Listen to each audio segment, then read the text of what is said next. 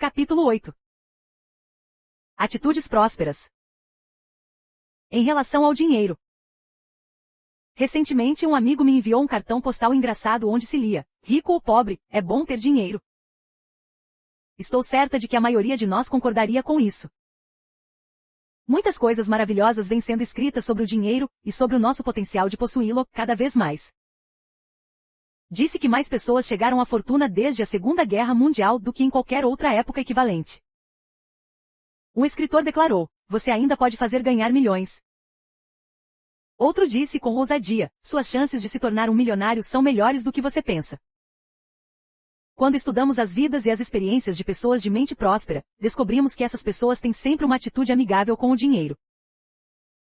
Porém, percebe-se que a atitude mais generalizada é a de que há algo de errado em se ter dinheiro e ser próspero. Certa vez, fui palestrante convidada em um almoço de um clube.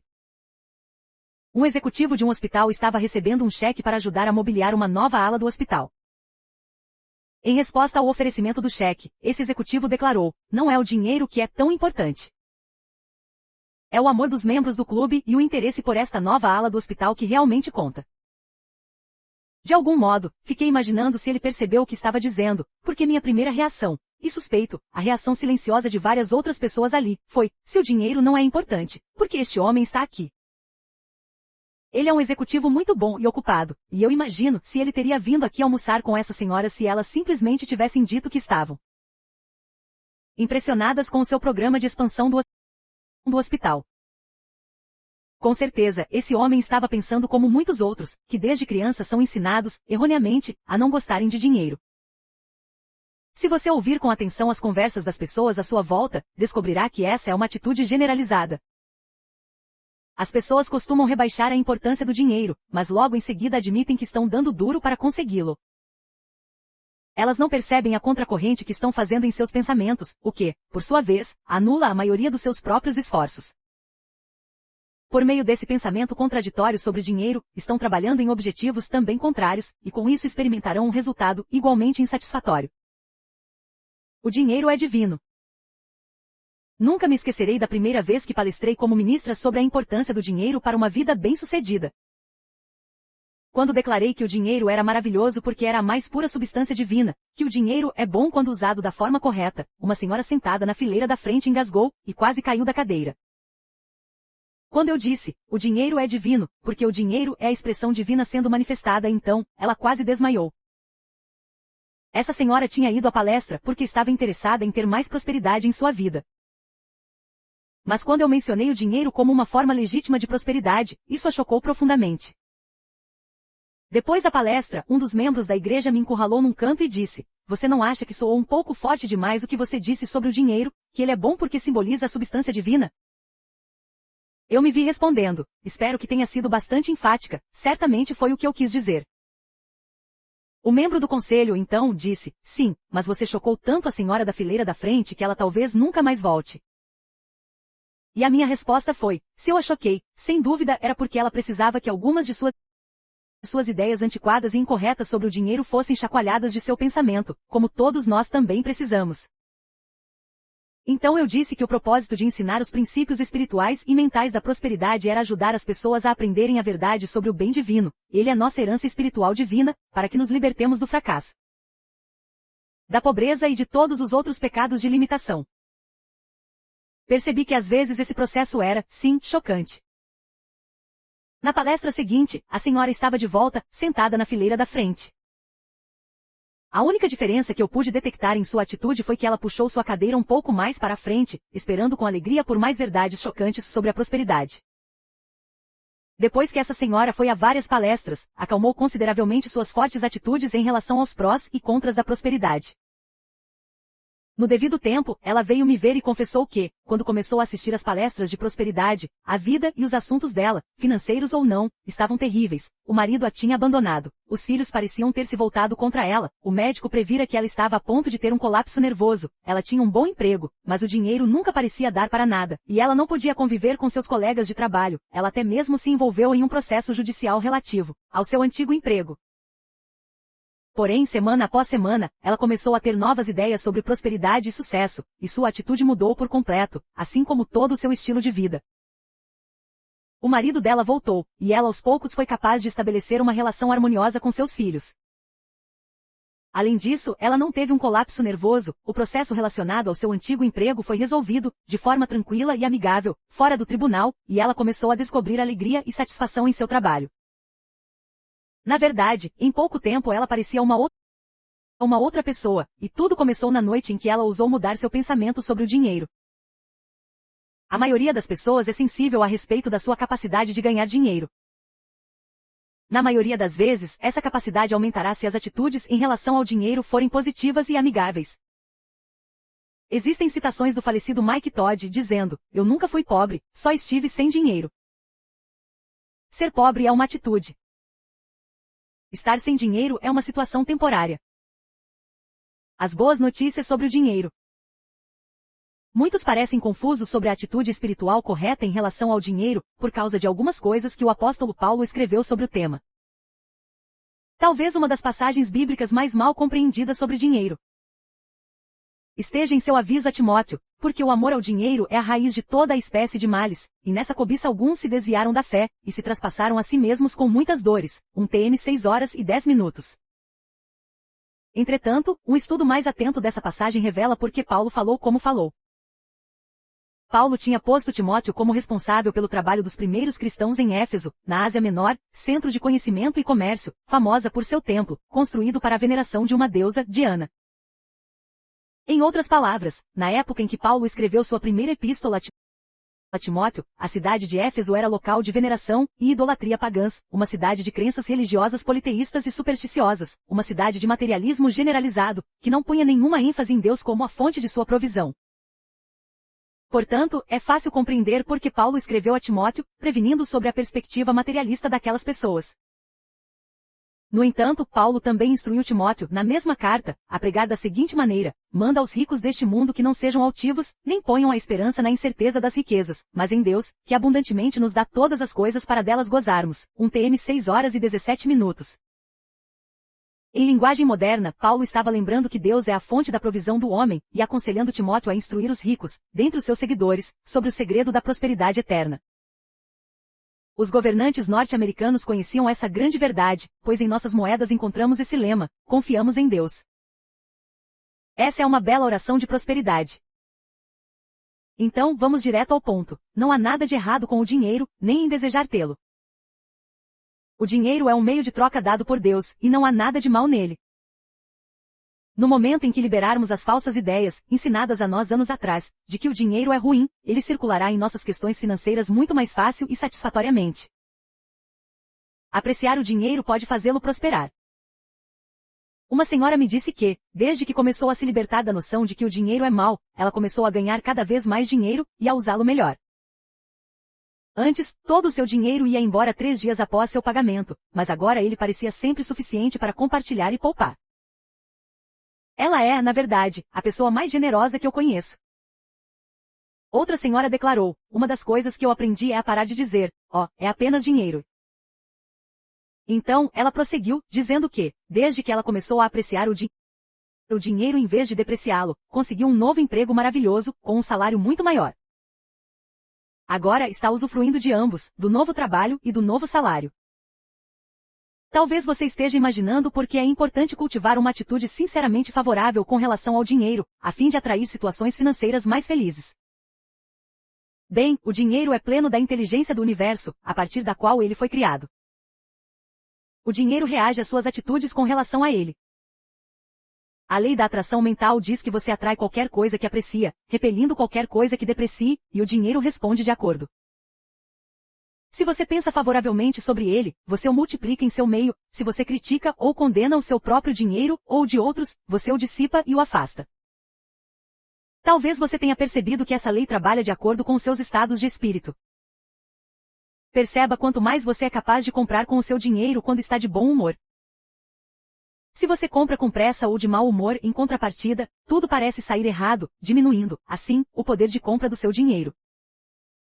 Assim como suas ideias criam seu mundo, seus pensamentos sobre o dinheiro devem ser de apreciação, para que ele o aprecie em retribuição e seja, então, atraído para você.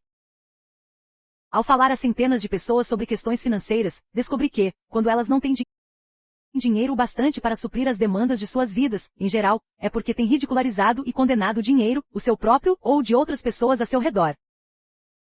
Certa ocasião, conversei com um homem que parecia totalmente arruinado, em todos os sentidos. Ele não gozava de boa saúde, estava desempregado e extremamente solitário e infeliz. Enquanto conversava com ele, tentei descobrir qual atitude mental tinha lhe trazido tais circunstâncias tão dramáticas.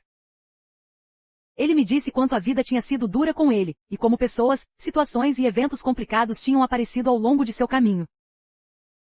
Conforme a conversa progredia, ele começou a falar sobre os políticos em Washington, e sobre o modo terrível com que eles gastavam o dinheiro dos impostos. Da forma mais gentil que eu conhecia, sugere que ele tentasse retrabalhar suas atitudes em relação às pessoas em geral, e particularmente, em relação aos políticos de Washington. Ele deveria fazer isso se quisesse que a saúde, a prosperidade e a felicidade viessem até ele. Depois de me destinar um olhar penetrante, dando a entender que duvidava da minha sanidade, enfim ele concordou em tentar a abordagem do pensamento próspero. Meses depois, quando esse homem retornou, teve de me lembrar quem ele era, porque sua aparência tinha melhorado muito. Ele então descreveu radiante, aquela tarde fria de inverno, quando saiu da palestra, e fez o caminho de volta para casa a pé, pois não tinha dinheiro para pagar a passagem do ônibus. Quando chegou em casa, descobriu que, ao absorver algumas das ideias que tínhamos conversado, toda a dor tinha deixado o seu corpo. Naquela noite, ele dormiu tranquilamente pela primeira vez em meses. Conforme ele começou a usar o pensamento próspero todos os dias, coisas maravilhosas passaram a acontecer. Ele reconquistou a saúde, e logo um novo campo de trabalho se abriu para ele. Na pensão em que estava hospedado, ele conheceu uma senhora que também estava com problemas de saúde e financeiros. Ele então lhe transmitiu algumas ideias sobre o pensamento próspero, que tinham significado muito para ele. Toda a atitude dele em relação à vida mudou. Quando ambos começaram a apreciar as coisas em lugar de depreciá-las, no devido tempo a apreciação envolveu um ao outro. Em sua segunda visita, esse homem disse que agora queria se casar com aquela bela senhora. Ele a levou para me conhecer, estava tão radiante quanto qualquer noiva com metade da sua idade. Esse homem, por toda a sua vida, tinha zombado do dinheiro, das questões financeiras e das pessoas que eram ricas.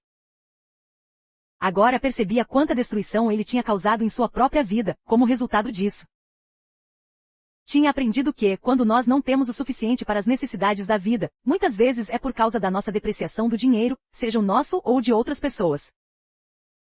A regra de ouro da prosperidade. As pessoas às vezes chamam para si dificuldades financeiras quando declaram que são prósperas e abençoadas, mas que o Senhor Fulano e o Senhor Cicrano não tem um centavo.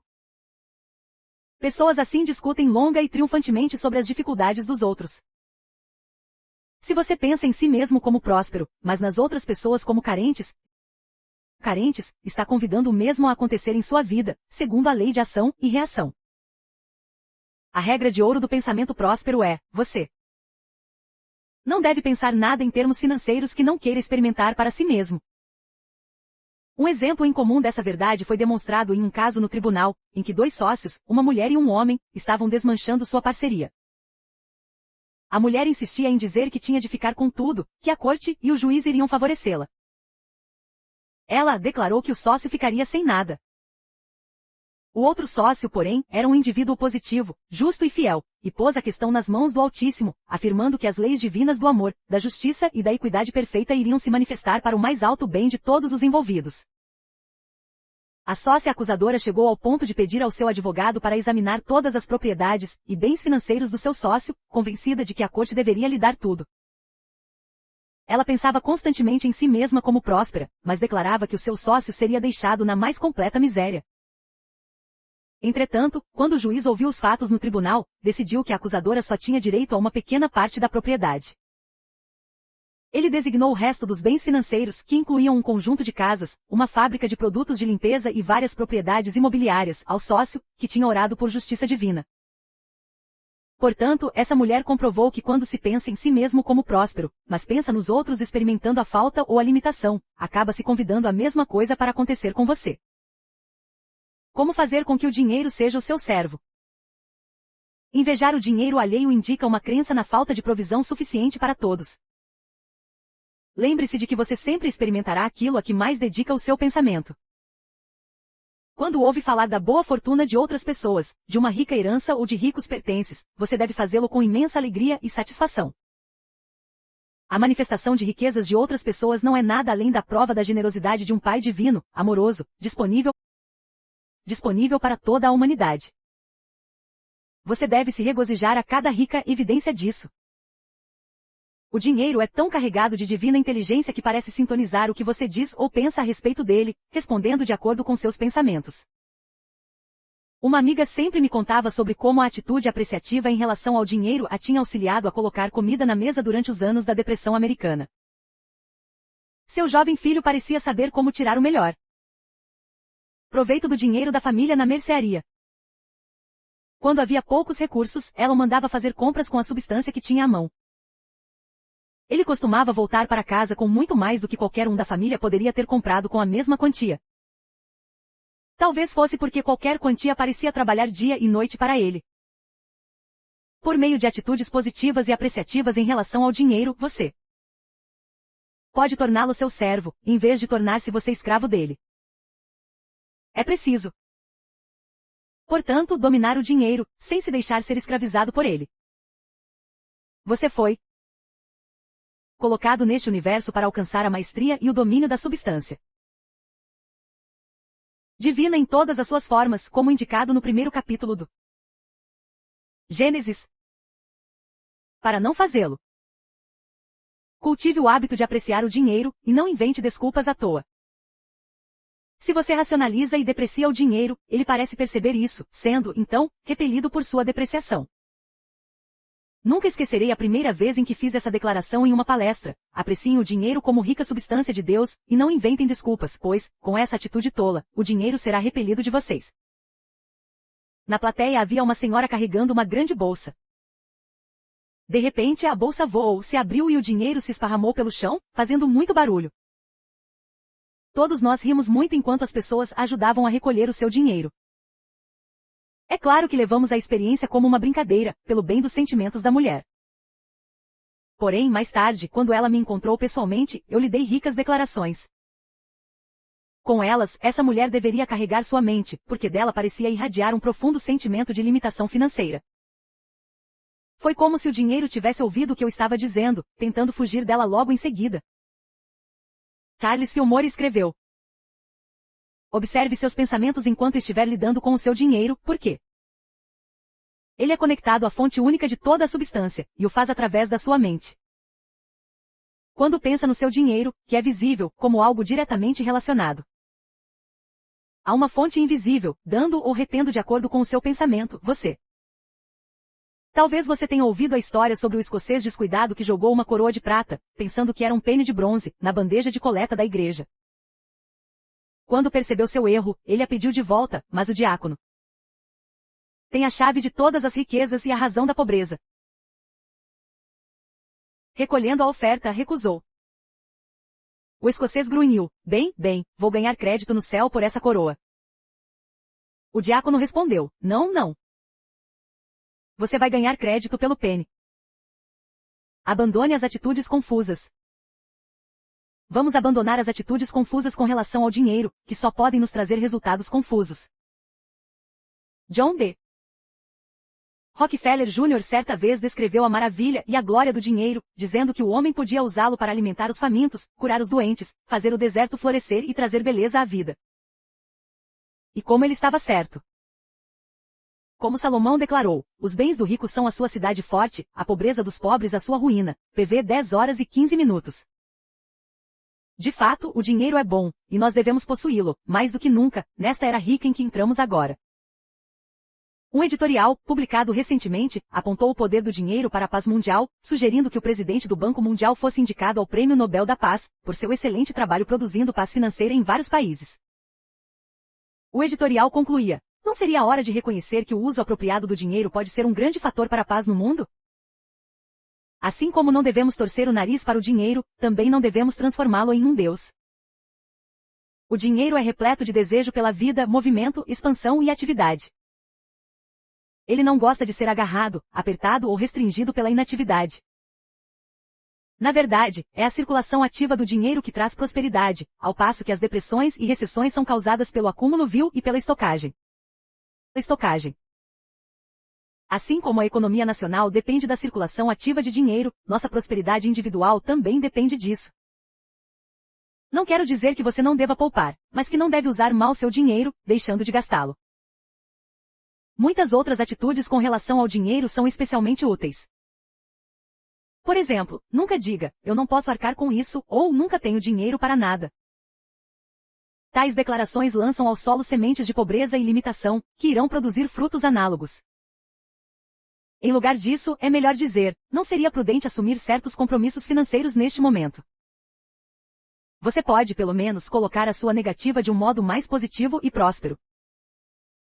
Afirme com frequência, eu uso o poder positivo da rica substância divina com sabedoria, amor e bom julgamento, em todos os meus assuntos financeiros, e prospero de todas as maneiras. Também é imprudente exagerar as dificuldades financeiras. Se você se gaba com frequência de seus problemas financeiros, e algumas pessoas realmente fazem isso, em busca de pena e atenção, então você sempre terá problemas financeiros para se gabar. Um executivo, que tinha conseguido riqueza por meio de transações no mercado de ações, disse que, no começo de suas aventuras no mercado financeiro, ele investiu e perdeu muito dinheiro. Em uma transação apenas, ele perdeu $20.000. Contudo, nunca contou suas perdas financeiras para ninguém, nem mesmo para sua esposa. Em vez disso, continuou a viver prosperamente, e logo a situação mudou. Ele pôde compensar com ricos ganhos as lições que aprendera com as pesadas perdas. Até hoje, ele procura não discutir abertamente essas perdas iniciais, e agora, ele goza de independência financeira. Nos períodos de dificuldades, é bom afirmar, tenho fé que isso também passará, e então, siga adiante e sustente sempre uma visão financeira de sucesso com relação ao que você está trabalhando. Outra atitude em relação ao dinheiro com a qual você deve se preocupar é esta: quando você doar dinheiro a outra pessoa ou a uma organização, não o faça com o pensamento de necessidade ou obrigação.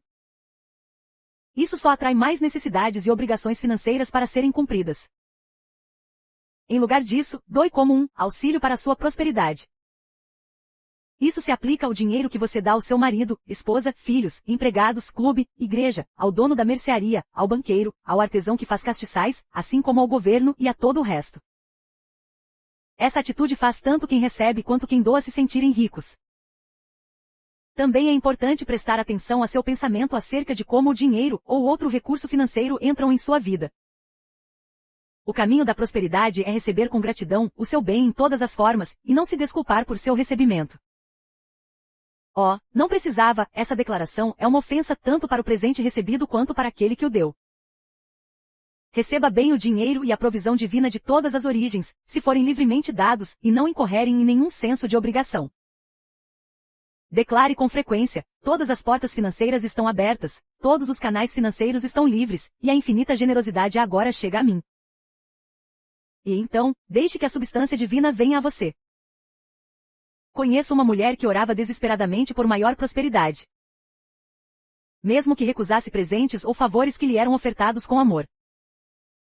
Desse modo, ela fechava muitos canais para seu sucesso. Se você não usar os presentes que lhe forem dados, não diga não ou aceite-os pelo pensamento generoso que eles representam, e depois passe-os adiante, alegremente, a alguém que possa usá-los. A única vez em que essa atitude não se aplica é quando alguém está tentando subornar ou comprar sua amizade com favores, porque, nesse caso, existe um senso de obrigação. Não existe suborno, favores ou obrigações quando se trata de doação genuína. Se você sente um objetivo por trás de um presente, deve se sentir livre para dizer não a essa falsa generosidade. Ore pelos seus assuntos financeiros. Outra atitude que precisa ser explicada é esta: não tenha medo de orar por dinheiro, ou de ser específico sobre seus assuntos financeiros. Os antigos hebreus não hesitavam em orar a Deus pedindo exatamente o que queriam. Eles tinham 7 nomes sagrados para Jeová, cada um representando uma ideia específica de Deus. Eles usavam o nome Jeová Jire, quando queriam se concentrar no aspecto da substância. Jeová Jire significa Jeová proverá, o poderoso cuja presença e poder provê, a despeito das circunstâncias adversas. Muitos dos grandes líderes bíblicos oravam especificamente por prosperidade quando ela era necessária. Jesus orou para que os 5.000 fossem alimentados, olhando para os céus e dando graças pelos poucos pães e peixes, que então se multiplicaram para satisfazer a necessidade. Elias orou por chuva para acabar com uma seca de 3 anos, para que os hebreus pudessem novamente ter colheitas, alimentos e prosperidade. Como Pai rico, Deus jamais pretendeu que o homem sofresse neste exuberante universo, e nós nos enganamos se pensamos que devemos viver em necessidade. Se você está passando por problemas financeiros, ouse orar especificamente sobre isso, pedindo ao seu Pai amoroso que o ajude a cumprir cada necessidade sua. A promessa, pedi, e dar-se-vos-á, buscai, e encontrareis, batei, e abrir-se-vos-á, MT 7h07, não contém cláusulas ocultas. Nem a promessa feita no livro de Jó, se o ouvirem, e o servirem, acabarão seus dias em bem, e os seus anos em delícias, Jó 36:11. Nós temos o feriado nacional de ação de graças, e damos graças diariamente em nossas mesas de refeição, para nos ajudar a lembrar que Deus é a fonte de nossa provisão em todas as formas. A respeito de orar pedindo riquezas, você provavelmente já ouviu falar do falecido George Miller, de Bristol, Inglaterra, que construiu orfanatos para crianças, muitos anos atrás, por meio de sua crença no poder próspero da oração. Ele é conhecido como o homem de grande fé, a quem Deus deu milhões. Também era chamado de príncipe da oração, por seu hábito de pedir diretamente a Deus qualquer coisa de que precisasse, em vez de falar sobre suas necessidades com as pessoas. O Senhor Miller uma vez disse que a grande falha da maioria de nós era não pedir alto o bastante, e não continuar orando até que nossa oração seja respondida. Ele também aconselhou, espere grandes coisas de Deus, e grandes coisas você terá. Ele certa vez disse a um amigo, eu agradeci muitas vezes a Deus quando ele me mandou 10 centavos. 10 centavos, e orei muitas vezes também quando me mandou $60.000. Como resposta às suas orações por prosperidade, $7.500.000 lhe foram doados, para a construção e a manutenção de seus orfanatos. Essa história tem sido relacionada à maneira como Thales Fillmore, o cofundador da Unity School of Christianity, no Missouri, Estados Unidos, orava pelas questões financeiras da Unity no início do movimento. Certa vez, o pagamento das prensas estava atrasado, e o xerife veio retomar as máquinas. Mas quando o Sr. Fillmore confiantemente declarou, eu tenho um pai rico que vai cuidar disso, o xerife acreditou, respondendo, bem, nesse caso, nós lhe daremos um pouco mais de tempo. O Sr. Fillmore então continuou a orar pela prosperidade, e o dinheiro chegou. Aquelas prensas jamais foram retomadas. Mais tarde, durante os anos da depressão, as ofertas amorosas que sustentavam a Unity School, chegando de todo o mundo, foram muito menores que o usual. Novamente, os fundadores da Unity oraram, com coragem, por dinheiro, benefícios financeiros e prosperidade. Um dia, enquanto os empregados da Unity Farm escavavam buscando água, encontraram petróleo. Esse petróleo se provou uma resposta adequada às necessidades financeiras da comunidade durante a depressão. O movimento Unity hoje está no mundo todo. Em estimativas recentes, avaliadores declararam que o valor financeiro total da Unity Village, que hoje está incorporada, é tão alto que não pode ser estimado, mas que chegaria facilmente à casa dos milhões de dólares. Como manifestar dinheiro? Um dos ensinamentos secretos das religiões ocultistas do passado era o conhecimento de como manifestar dinheiro. Aqueles privilegiados que aprenderam esse segredo foram ensinados a fazer uma imagem mental concreta do valor que queriam, em moeda, e qual era a sua aparência. Depois que fizessem uma imagem do valor específico, lhes era ensinado como manter essa imagem em sua mente, como se já fosse visível e real, e como vê-la com clareza. Eles eram então orientados a ordenar que a rica substância do universo desse esse valor para eles, afirmando, dê-me isso, repetindo, então, essa ordem várias vezes, dia após dia, até que o dinheiro se manifestasse.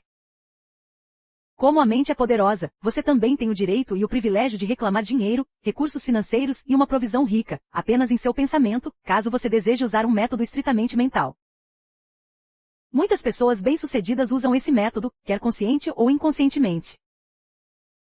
Uma declaração poderosa para carregar sua mente, junto com a imagem mental do valor específico desejado, é: todas as portas financeiras estão abertas, todos os canais estão livres, e agora, preencha aqui com o valor desejado vem para mim. Também é interessante afirmar que a quantia desejada se manifesta por meio dos canais divinos, da mais maravilhosa maneira divina. Junto com a visualização mental e o ato de reclamar mentalmente quantias específicas de dinheiro, acompanhados de uma oração definitiva a respeito, também é bom falar palavras de riqueza para si mesmo e para seus bens.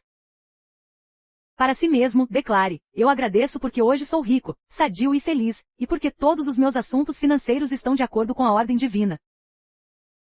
Todos os dias, de todas as maneiras, estou ficando cada vez mais rico.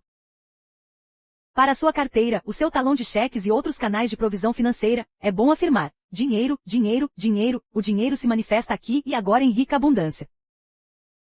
Não tenha medo de declarar grandes quantias de dinheiro, ricas e agradáveis surpresas financeiras, e dádivas ricas e apropriadas, esperando que todas essas coisas se manifestem para você.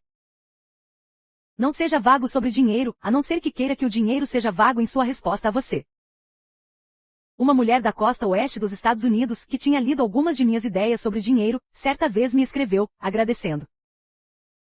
Ela disse: estou feliz em encontrar um ministro que não tem medo de falar abertamente sobre dinheiro como uma bênção. Um ministro que eu conheço fala comigo em termos de ter o bastante para poupar e compartilhar, e eu descobri o que ele queria dizer no último Natal, quando recebi 4 panetones. Eu tinha tantos panetones para compartilhar e poupar que doei 3 deles. Como seria bom ter recebido algo além de panetones no Natal. Essa experiência me ensinou que devo ser definitiva a respeito do que eu quero, se espero ter resultados definitivos e satisfatórios. Pensar em termos definitivos abre o caminho para resultados definitivos. Não limite a sua entrada de receitas decretando: desejo apenas o bastante para sobreviver. Esta é uma oração de pobreza. Em vez disso, lembre-se das palavras de Paulo, o apóstolo: manda aos ricos deste mundo que não sejam altivos, nem ponham a esperança na incerteza das riquezas, mas em Deus, que abundantemente nos dá todas as coisas para delas gozarmos. 1 TM 6:17. Em um dado momento de minha vida, quando a entrada de receitas parecia inadequada, eu recortei essas palavras de uma revista, colei-as em um cartão, e pendurei na minha mesinha de cabeceira, onde podia vê-las diariamente. O seu dinheiro começa a crescer agora. As suas receitas virão em dobro. Fiquei pasma quando minha receita de fato começou a crescer, através de uma série notável de acontecimentos. Dentro de alguns meses eu percebi que minha receita tinha dobrado. O dinheiro adora a atitude próspera, e responde ricamente a ela. A substância, a fonte do dinheiro. Assim como dedica seu apreço ao dinheiro, você também deve entender e apreciar a substância divina, a partir da qual ele e todos os objetos palpáveis são formados. Períodos de depressão financeira trazem à tona o fato de que, em dias de prosperidade, o homem se esquece das orações e batalhas que lhe trouxeram o sucesso e a aparente segurança, ou então falha em construir sua fortuna em uma base financeira sólida. Quando se pensa mais sobre a fonte da vida e a substância, escapa-se do inútil grilhão da pobreza que pode afligir o homem em tempos de menor abundância. Os cientistas dizem que a substância é o que subjaz e suporta qualquer objeto visível e tangível. Se você não tem dinheiro, ou se ele parece não se manifestar de forma adequada, ainda que você pense prosperamente sobre ele, pode ser porque o equivalente divino do dinheiro deseja vir até você. À medida que você apreciar a substância e souber que ela está presente no éter à sua volta, à medida que perceber que ela é passiva, esperando ser formada e trazida à visibilidade pelos seus pensamentos e palavras, você perceberá que pode controlar não só o mundo invisível, da rica substância e da rica provisão, mas também o visível, de riquezas. Foi Einstein quem primeiro agitou o mundo científico quando alegou que a substância e a matéria, o que inclui o dinheiro, e todos os objetos visíveis, são conversíveis. Ele declarou que tanto o mundo material quanto o imaterial são feitos da mesma energia, o éter, ou substância. Ele disse que os reinos visível e invisível são relativos, conversíveis e intercambiáveis. Também podemos usar sua teoria da relatividade de um ponto de vista financeiro. Se os mundos material e imaterial são relativos, então por que se preocupar se suas finanças estão em baixa? Você pode usar a lei da relatividade para produzir quer seja dinheiro ou o seu equivalente financeiro, satisfazendo as suas necessidades. Se a substância não se manifestar como dinheiro, não entre em pânico. Em vez disso, declare: a divina substância é a única realidade nesta situação. A divina substância não falha em se manifestar de forma rica e apropriada, aqui e agora. Então, deixe a substância vir a você na forma que ela julgar melhor. Os cientistas declaram que a substância está repleta de vida, inteligência e capacidade de tomar uma forma visível. Se você afirma que a substância divina está fazendo sempre o melhor, em qualquer situação, você libera a inteligência divina e a sua capacidade de assumir uma forma visível. O seu bem financeiro pode chegar até você de maneiras completamente inesperadas, talvez, vindo do outro lado do mundo, ou por meio de desconhecidos, de pessoas que você nunca viu. Mas pode saber que a prosperidade virá quando você lhe destinar sua atenção, liberando-a para trabalhar de acordo com sua própria maneira sábia. Se os canais usuais de provisão parecerem não estar abertos, convide, então, canais incomuns de provisão a se abrirem, reconhecendo que a divina substância está por trás de toda forma visível de prosperidade, podendo assumir infinitas formas, pelas quais manifesta suas riquezas para você. A substância é sua amiga e deseja supri-lo ricamente. Dê a ela sua atenção, ponha fé nela, embora não possa vê-la ou depois, deixe que ela prove o seu poder, fazendo-o prosperar e cuidando de você. Nunca subestime o poder de afirmar a substância como sua única realidade. Ela nunca falha, manifestando-se, então, como dinheiro ou na forma financeira mais apropriada. Quando você invocar as inúmeras atitudes prósperas com relação ao dinheiro e à substância contidas neste capítulo, faça-o com confiança, usando as palavras de Emerson: o homem nasceu para ser rico ou para se tornar rico, por meio do uso de suas faculdades. E então se prepare para os ricos resultados. Quando eles aparecerem, lembre-se da verdade que um jovem das Forças Armadas escreveu à sua mãe: o ontem é um cheque sem fundos. O amanhã é uma nota promissória. O hoje é o único dinheiro que você realmente tem. Gaste-o com sabedoria. Seja em termos de dinheiro ou de tempo, isso ainda se aplica, não é mesmo?